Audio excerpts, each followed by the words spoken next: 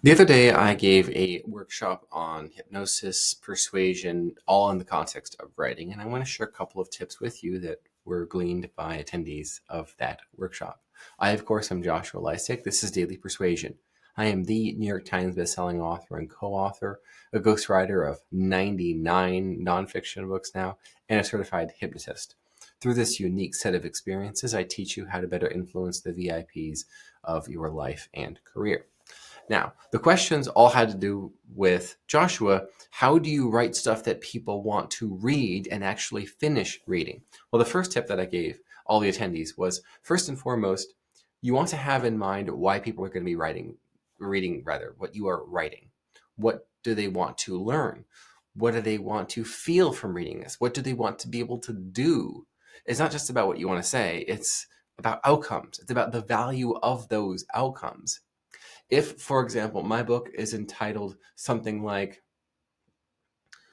Fundamentals of Absorption of Bioavailable Nutrition, nobody knows what that's about. That's unless you're already a geek in like dietetics, you don't really care.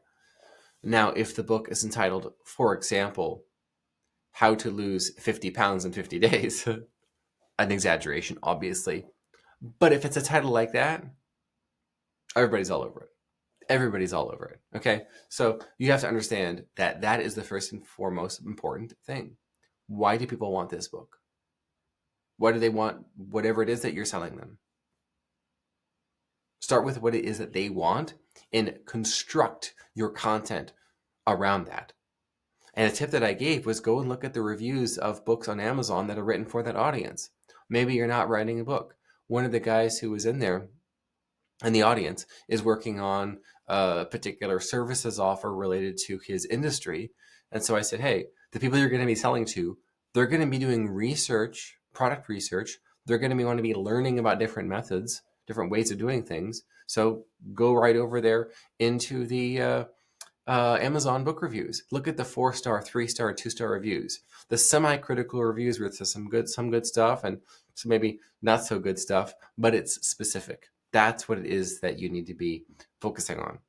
And you will find what people want and also what they don't want. And then you can simply contrast that you offer what they want and have eliminated from your offer what they don't want. Another thing I talked about was using loops on a regular basis to get people hooked. You know how in these Netflix apps and Prime and whatever else you people are watching these days, there are these cliffhanger moments where an episode ends just as something exciting is happening.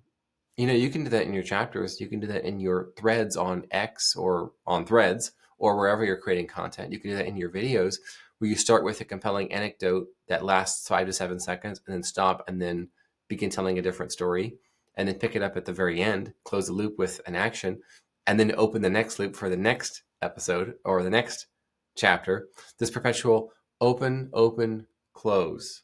So you notice that there's an opening a loop, opening another loop, closing the one and then closing the other. Now you could do it where you do like, let's say, open loop A, open loop B, and then you could close loop B, close loop A, or you could do it where it's open loop A, open loop B, close loop A, close loop B. It's up to you. I like the former rather than the latter. Then, of course, there is the rule of 3 I taught everyone. And it's not just the rule of 3, it's the rule of 3 different.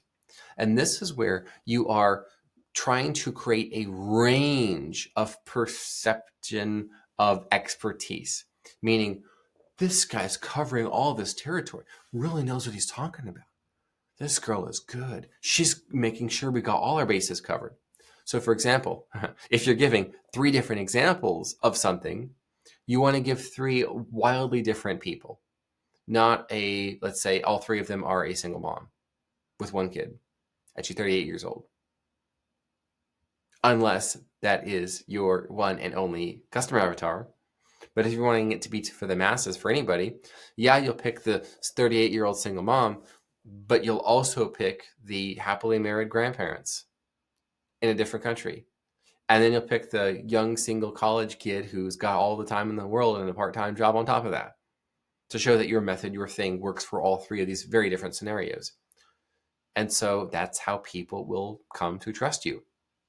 One of the reasons hypnosis works so well is the complete trust the patient has in the hypnotist, that what they say will happen, and that the changes in beliefs and behaviors that they say are going to happen will in fact happen. If you inject these 3 tips into your writing, then what you say will happen will in fact happen for your readers, and you will persuade them.